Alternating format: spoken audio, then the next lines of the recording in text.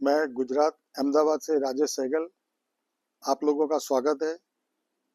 अभी हम at present बात करेंगे जो महाराष्ट्र में और झारखंड में जो इलेक्शन हुआ विधानसभा का, हम उसकी बात करेंगे। सबसे पहले तो हम महाराष्ट्र की बात करेंगे, जहां खुद बीजेपी कम से कम 130 के ऊपर सीटें लाई है। बहुत अच्छी बात है, क्योंकि 250 सवा 200 के ऊपर टोटली उनकी मतलब फुल मेजोरिटी आई है। भारतीय जनता पार्टी और शिंदे साहब और अजीत पवार जी। और बहुत अच्छी बात है, क्योंकि एक तरह से देखने जाओ तो किसी भी पार्टी को अगर बहुमत मिलता, फुल बहुमत मिलना चाहिए, क्योंकि अगर इसमें कम सीटें पड़ती, इधर उधर से तोड़ मोड़ की राजनीति हमेशा खराब ही रहती है। इसमें क्या स्टेबल गवर्नमेंट नहीं रहती है।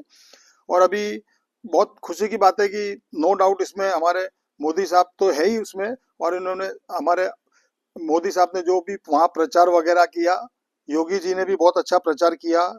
कटेंगे वटेंगे जो भी था, लोगों पर प्रभाव डाला, और उसमें कोई गलत बात नहीं। देखो साहब, ये कोई भी है, किसी अगर जो हार जाता है वो तो फिर बोलेगा भाई कि ये गलत था ये सही था, वो तो खैर पार्टी है तो बोलेगी। लेकिन आप सोचिए साहब, एक सिंगल लार्जेस्ट पार्टी बीजेपी, जिसका जो भी फडणवीस साहब का हो रहा है कि भाई उनको सीएम बनाना चाहिए। अब हालांकि सीएम कौन, शिंदे जी बनते हो, हालांकि 99% तो बीजेपी का ही बनना चाहिए। यहाँ तो नया तो अभी नहीं बना सकते, क्योंकि जैसे राजस्थान में या मध्य प्रदेश में भी मतलब बिना सोचे कोई भी मतलब अलग सीएम बना दिया, ऐसा तो कोई संभावना नहीं है।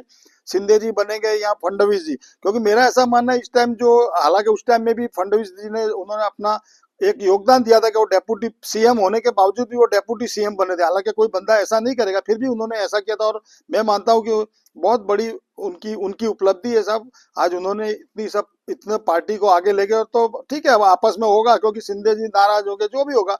लेकिन मेरा भी ऐसा मानना है कि फडणवीस जी को सीएम बनाना चाहिए। और हम बहुत खुशी व्यक्त करते हैं, और क्योंकि एक अच्छी गवर्नमेंट आई आई है। और जहां तक बीजेपी का सवाल है साहब, अभी क्या है कि पूरे विधानसभा में सबसे ज्यादा बॉम्बे पर, महाराष्ट्र पे सबकी नजर रहती है, क्योंकि एक एक हब है, मतलब जहाँ पैसा का बहुत फ्लो है, मतलब वहां पैसे की कोई कमी नहीं है। बड़े बड़े लोग, इंडस्ट्री वाले, फिल्म एक्टर्स वगैरह रहते हैं। तो हम मानते हैं कि बहुत अच्छी उनकी बीजेपी वालों की जीत है। और झारखंड में जो सोरेन जी की जीत हुई है, वो भी एक सराहनीय है। हालांकि वहां पे भी एग्जिट पोल ने कहा था कि कांटे की टक्कर है, हो सकता है भाजपा भारतीय जनता पार्टी ले जाएगी, लेकिन वो सोरेन साहब जी जीते, हम उनको भी बधाई देते हैं। क्योंकि कहीं ना कहीं उनके भी वहां पे भी फुल बहुमति आई है। और ये बिल्कुल सही है कि किसी भी कोई भी पार्टी को बहुमति फुल मिलना चाहिए। हालांकि अभी जो महाराष्ट्र के अंदर तो शायद विरोध पक्ष की भी भूमिका इनको नहीं मिलेगी, जहां तक ये कांग्रेस वाले हैं या जहाँ उदय जी है।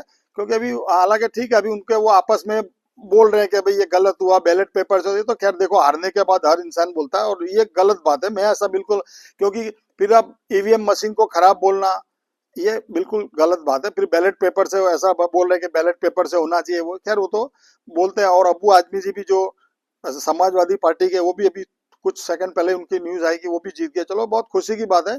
और वहां पे प्रियंका जी भी काफी काफी मार्जिन, शायद 3-4 लाख वोटों से वो भी जीती है, मेंबर ऑफ पार्लियामेंट, जो मतलब अभी वो पहली बार वो अपना लोकसभा में आएंगे।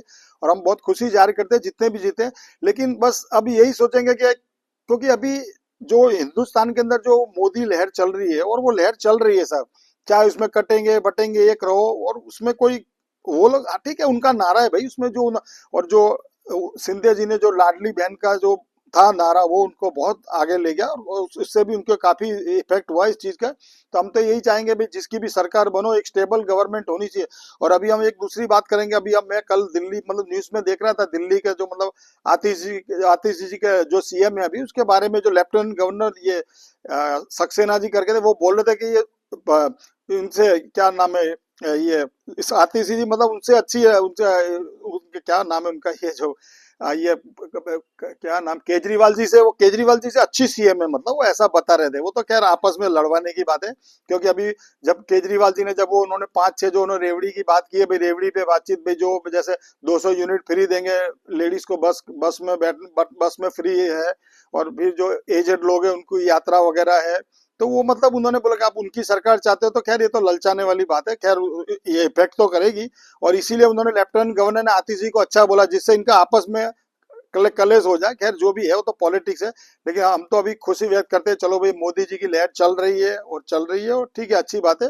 और हम चाहेंगे जो भी गवर्नमेंट स्टेबल बने, और हमारी तो यही इच्छा है कि ठीक है, अब शिंदे साहब ने भी अपना दावा ठोका भाई वो भी सीएम बना, क्योंकि क्योंकि पोस्ट का कोई भी सीएम कुर्सी की लालच तो आप समझ सकते हैं किसी को भी। हालांकि मैं नहीं मानता कि शिंदे साहब को बनाना, उनको फडणवीस को ही बनाना चाहिए, क्योंकि उनकी अगले की मेहनत, उसने इतना योगदान दिया, वो डेप्यूटी सीएम, सीएम के बाद भी वो डेप्यूटी सीएम रहे। तो अभी देखो जो भी होता है, जो उनकी पार्टी तय, खैर वो उनका अंदरूनी मामला है।